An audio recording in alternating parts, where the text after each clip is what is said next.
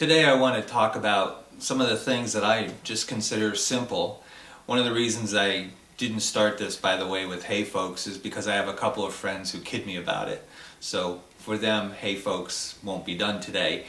I've been thinking a lot about some of the things that I did when I was a child that related to Christmas and those kind of things, and I look at the things that I want to share with my children and my grandchildren and those generations to come.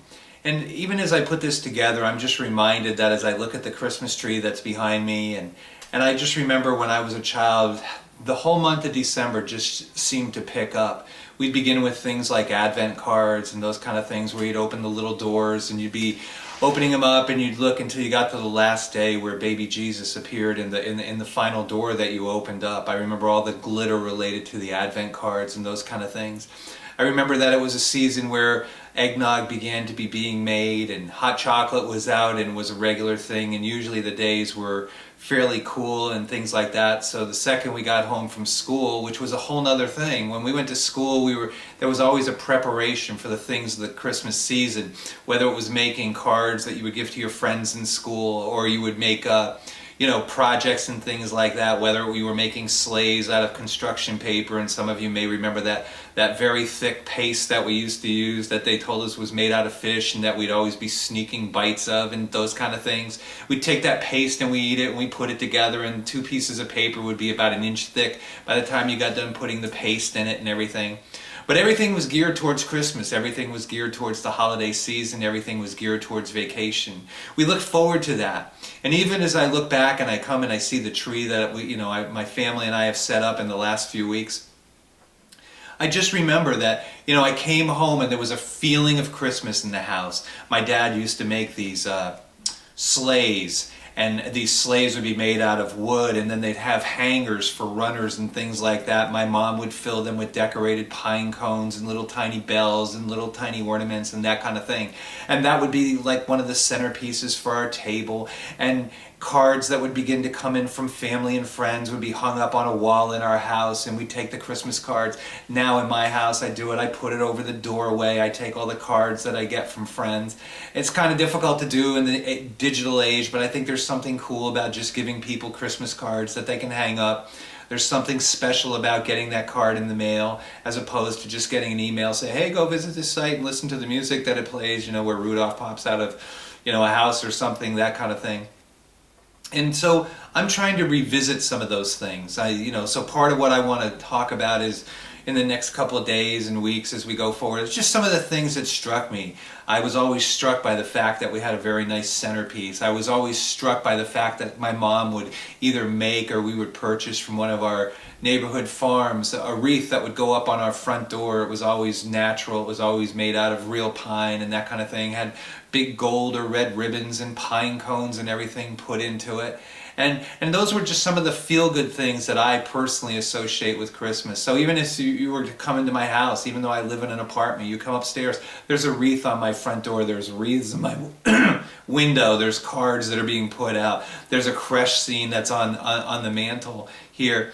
That was another thing that we had. My mom had lots of tiny ornaments and things. So we would take the mantle that went over our fireplace, and it would have all these little toys and trinkets that came from this Christmas shop up in Scroon Lake, New York.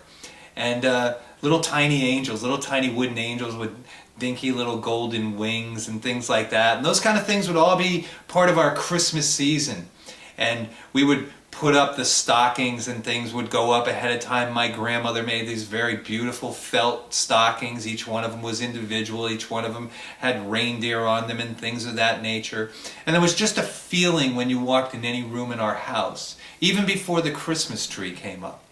I remember the Christmas tree with bulbs that were as big as light bulbs. Back in those days, the light bulbs were probably some of the lighting was 2 inches. And if you blew one, you blew them all. And you had to look for them and search through. And we tried different types of Christmas trees and that kind of thing. We always had a live tree. But a couple of years, my parents thought, it would be a great idea to bring in, we always had a cut tree, but my parents decided we should bring in these live trees. And so they were going to plant those in the yard, and only a few years ago I drove by where I was born and raised, and 40 years later these things are monstrous. They're like 40, 50, 60 feet high. There's just some cool things about that memory will always be in the ground there. So I just want to say to each one of you, if you're a parent or you've gone through some difficult times, begin to build traditions, whether it's an Advent card. Advent cards are just a cool thing. Kids look forward to bringing those out every year. It just kind of brings us up to that celebration of Christ and who He is. Christmas trees are cool. I recognize not everyone can have Christmas tree, wreaths, all those beautiful things. But there's things that your children will make and your children's children will make. And those are the kind of things that we hang on to. My wife gets a little frustrated with me because I hang on to Christmas cards from people that I love and things like that. And, that's just what I like to do. Every year I go and I revisit memories. I remember when I was a child, our neighbors would always come over to our house. There was this couple, Bart and Flora, and they used to babysit us when we were tiny. But you'd go to their house and they'd always bring us these beautiful cookies and things like that. And I've driven by that house in the last few years, and I'm just reminded of some of those things that go on in our lives that we never really forget. So make a memory today. Develop a tradition. Traditions are not always bad. I know a lot of my friends say, oh, traditional things are not good things. No, traditional things have value. Traditional things often can change, and they can morph, and they can become into better or more contemporary things. But I still appreciate old Christmas carols as opposed to some of the updated contemporary versions. At the same time, I recognize there's value and there's new traditions that come forth out of this day and age. So thanks, God bless you. Continue on in your Christmas holiday time. Just enjoy this time.